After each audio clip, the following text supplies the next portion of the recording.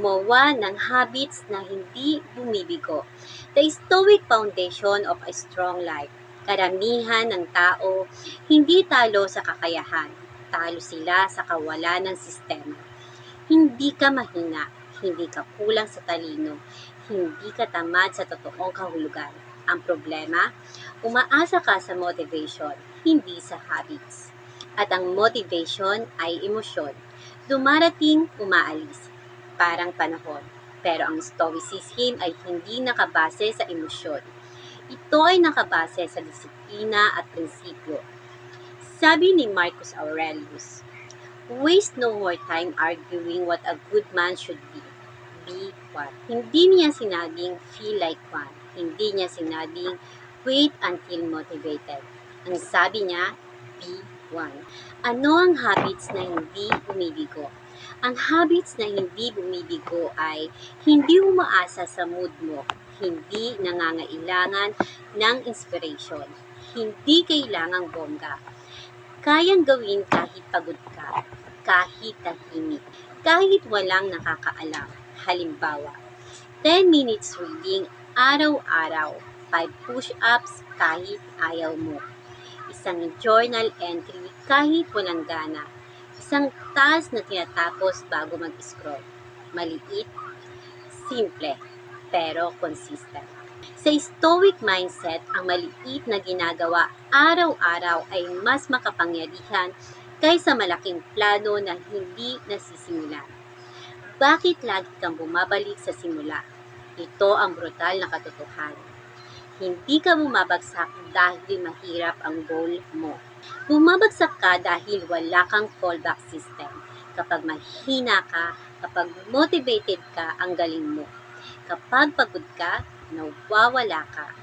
Pero ang Stoic ay naghahanda para sa mahihinang araw, hindi lang sa malalakas. Ang tamang tanong ay, ano ang kaya kong gawin kahit ayaw ko? Doon nagsisimula ang tunay na pag-angat. Hindi mo kontrolado ang gana mo, emosyon mo, validation ng iba, resulta agad. Pero kontrolado mo ang maliit na kilos ngayon. Ang desisyon na tumayo, ang habit na uulitin. Sabi ni Epictetus, if you want to improve, be content to be thought foolish and stupid. Ibig sabihin, gumawa ka kahit walang pumapalakpak. Ulitin mo kahit parang walang nangyayari. Magtiwala ka sa proseso kahit tahimik. Isipin mo ito. May dalawang tao. Ito si person A, inspired, nanonood ng motivational videos, gumawa ng malaking plano, pero inconsistent. Ito naman si person B, may gana, tahimik, may maliit na routine, araw-araw ginagawa. Pagkalipas ng isang taon, hindi mo na maririnig si person A. Pero si person B, hindi man sikat, malayo na ang narating. Ang kaibahan, habits. Ito ang Stoic rule na pwede mong gamitin. Make it so small that failures feels stupid. 1 hour workout, 50 pages reading, perfect routine. Ito ang mga dapat gawin. 5 minutes, 1 page, isang galaw lang dahil kapag nasimulan mo, madalas itutuloy mo rin. At kapag hindi mo tinuloy, okay lang. Ang mahalaga, hindi naputol ang chain. Itigil mo na ang mindset na kapag ganado ako, gagawin ko. Palitan mo na, ito ang ginagawa ko kahit ano pa ang pakiramdam ko. Diyan nagsisimula ang respeto sa sarili, hindi sa resulta, kundi sa consistency.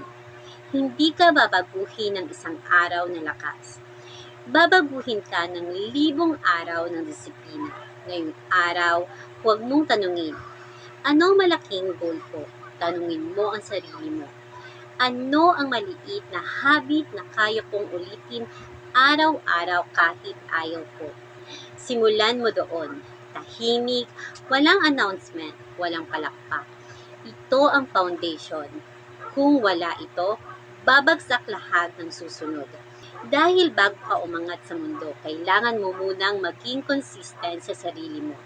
At sa susunod na aral, pag-uusapan natin kung bakit ang maliliit na hakbang ang pinakamabilis na paraan para tuluyang mabago ang buhay mo.